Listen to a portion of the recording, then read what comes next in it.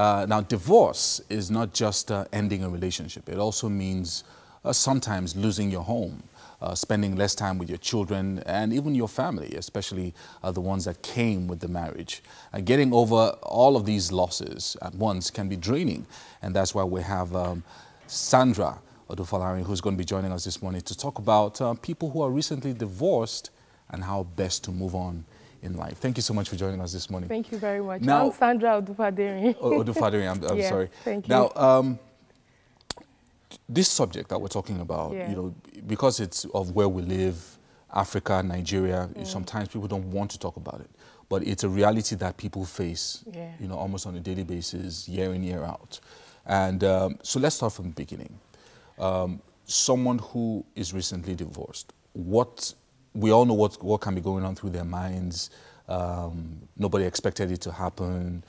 Society is judging them. So what is the first step, whether you're male or female, that you need to take if you have found yourself in a situation where divorce has happened? Okay. In as much as I don't like divorce, I don't really like it really, but the thing is when it has happened, what do? You have to move. I talk about this on radio every now and then for couples that are going through these challenges. Now that it has happened, the first step to do, it's very good to cry. It's normal. When you're going through challenges, you cry it out and let it go. Now, are you going to stay there crying forever? Are you going to continue to cry? It has happened. No man or no woman wants to be divorced. No woman plans divorce. As I am here, I want to live with my husband for the rest of my life. But when it happens, circumstances that you cannot avoid, the first step is forgive yourself and forgive him.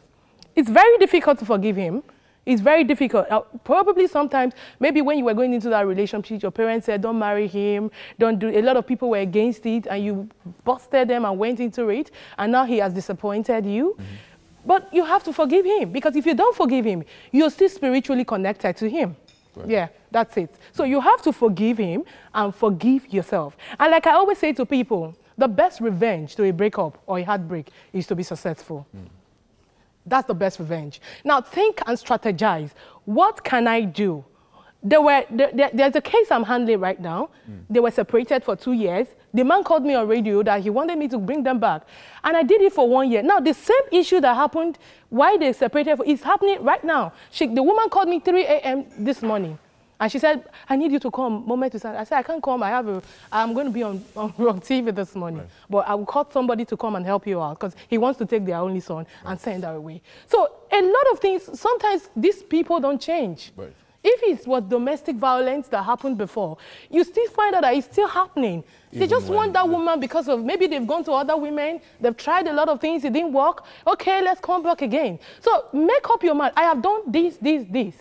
And it didn't work. Am I going to kill myself? See, you got your life to live. I am a woman, and I believe so much in myself. As a man or a woman, the first thing is believe in yourself, and you will move on. Let's talk about two things. Okay. Number one, society, how society views divorce. So whether it's traditional society, they say once you're in your husband's home or once you're married to a wife, you should not be separated or divorced. Then also religion as well. So what role do these two things have to play for someone who has actually gone through divorce and you then have to face up to this challenge on a daily basis? Remember that now you've talked about the individual. Forgive yourself, forgive your partner or your former partner or your husband or your wife. What do you then do when you're dealing with people on a daily basis based on tradition? Yes. Like I said to a woman when she was going to leave her home, it was domestic violence case. I said, let me tell you, let me not deceive you. The first people you are going to lose are your very good friends, married friends. If you don't want to leave them, their husband would encourage them to leave you because they would think you are trying to, you know, influence it. And then I said to her, I said, the worst thing that can ever happen to any human being is when you are sleeping on the same bed with somebody every night and you are so distant apart. He has fallen out of love for you. And I asked her, I said to her, a lot of things have happened that you have tried to work out for 5 years and it didn't work. Now, expect disappointment all around. But in all, there's still that one person that will be there for you. Now, you should talk it out. Family members, friends, you know, talk it out. A lot of people will go, but you have to make up your mind that you don't want to die. A lot of women are dying every day because of what will people say. If I am not happy in my marriage, I'm sorry. It's not that you have to have it, honey. Every marriage has its own issues. I was talking to somebody 2 days ago. I said, if it's not money, it's infidelity. If it's not infidelity, it's, you know, one thing will happen. Maybe no child. But if something you can manage, we are all, you know, managing. Marriage is two forgivers living together. But if it has happened and you have done everything to make it work and it's not working, babes, move on.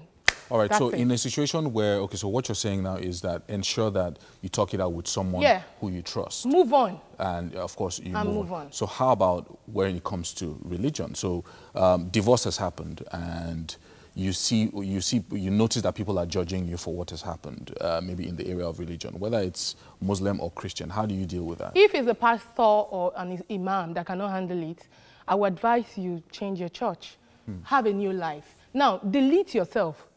Delete your mind, like empty your mind of your past. Everybody have their past. It could be good or it could be bad. You delete off whatever. You know why you have to do that? So that it will not affect the children. Don't forget, most divorce cases, they are children. And for the men, the worst thing you can do, a lot of men try to use their children to blackmail their wives. The worst thing you can do is to put your children through that trauma. You just have to just delete it off. If it's now a church or a mosque where they are not understanding, some churches these days are beginning to understand because a lot of people are dying in marriages. You need to know what is happening. Right. So if there's a church that they are not understanding, you change your church. There was a case that happened in England the last time I traveled. The man came, they were still attending the same church. The pastor was trying to resolve, and the man came and bring another wife to the same church. So the ex-wife was always seeing the wife. When the case got to me, I said to her, change your church. Right. Okay, so now you brought up children just now. Let's talk about the children. Yeah. Now, in a situation where, because we're talking about after divorce now, and this has happened already, and maybe father and mother are living apart, maybe children are staying with one of the parents. How do you, as a parent, whether you're male or female, then relate with your children? What are the things that you should say to them regarding what has occurred? That's where the forgiveness comes in. If you're forgiving this guy or you're forgiving this woman, and the child is living with the mother or the father, now the interest now is not those children, how you're going to raise them to have a better life. Now, that is why the friendship comes in. That does not mean that you want the lady to come back or you want, you know, the man to come back. You now have to come down to agree when is the best time for these children to come to either the father or the mother. Because most times, women, I always say to my husband, I don't pray for divorce, but I cannot spend 1 minute without my children. I can't even think about it. I'm going to be miserable. So most times, the women want to have the children. But that's why you should be a very good friend. And then so that once in a while, the man can, either you meet somewhere or they go to their father's house on a mutual agreement. And then it's not like when they come to the father's house and the man is seizing them, you cannot go again and they are fighting. You don't need the scene. You have to calm down, agree. This thing is not working. Instead of us to kill ourselves, what is not happening? There are 1, 2, 3 children in this marriage. How would they have the best life? You know, recently I was reading about a very prominent Nigerian. He was separated from his wife and they have a daughter. And the girl said the best thing her parents gave to her was peace of mind. You don't know what you're doing to those children.